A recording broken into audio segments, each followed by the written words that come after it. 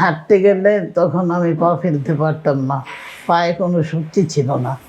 আল্লাহ চাইতে এখন অনেকটা ভালো। আসসালামু আলাইকুম। আমার বাসা হলো ক্যান্টনমেন্ট বাউনিয়া।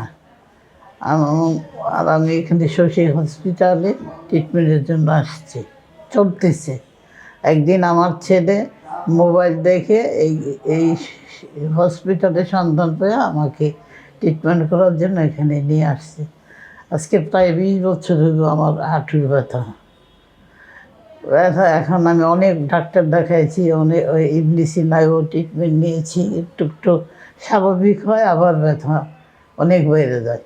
কত এই পর্যন্ত এখানে আমি আজকে 13 দিন যাবত ট্রিটমেন্ট নিতেছি। আল্লাহর রহমতে এখন আমার ব্যথাটা অনেক কম, এবং আমার বাম পায়ের ব্যথাটা 3 ভাগের 2 ভাগে চলে গেছে। ডান পায়ের ব্যথাটা আছে, কোমরের ব্যথাও ভালো হয়ে গেছে। হাতটা আগে উঠা নামা করতে পারতাম না, এখন ইনশাল্লাহ পারি।